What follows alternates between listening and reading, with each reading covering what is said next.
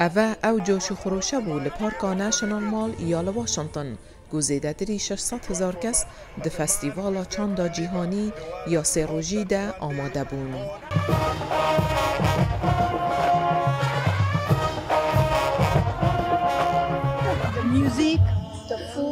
موزیک، خوارن، چاند، جوان، پیر و کال خودی پیدوین تایبت همو وک مالباته که به هفرابون. فستیوالا کو جهیلا ریخستنا آرت آف لیوینگ یا هندستانی هاتیه ریخستن جتیمه که جزیده تری 10,000 دلخوازان و دهیاما ساله که ده هاته ساز کرن.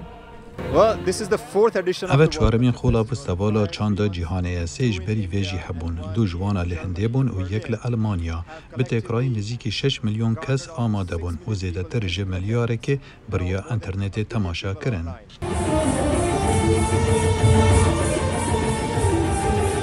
لبردم آواهیا کنگرس امریکا 17,000 هنرمندان جسرانسری جیهان هنر آخواه لسر مازندرین شانوی نمایش کرن.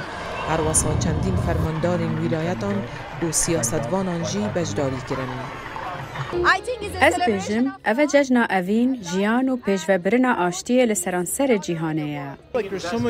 از هز دکم حجه کرن و آشتی هیا و هز دکی زیده خوش هیا. آهنگیران به همو ولاتن جیاواز را و دیتنا خلکندن او خوشیت ایدا هیا که ام همو به هم آهنگی دجین. آرمانجا فستیوالا چاندا جیهان اوکو برای دیلان و موزیک پیاما یک گرتن و پگوژیان بگهینن.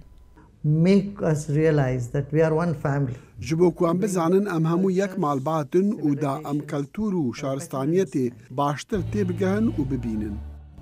نمایشین کو دوان چالاکیان دهاتن پیشکش کرن جتیما 1000 گیتاران یا جیهانی به پیشنگیا بروه خلات گرامی میکی فری و نمایشین چاندی ج آسیا باشور و روشحالات افریقا کشورین امریکا و روشحالات ناوین هاتبون پیک آنین.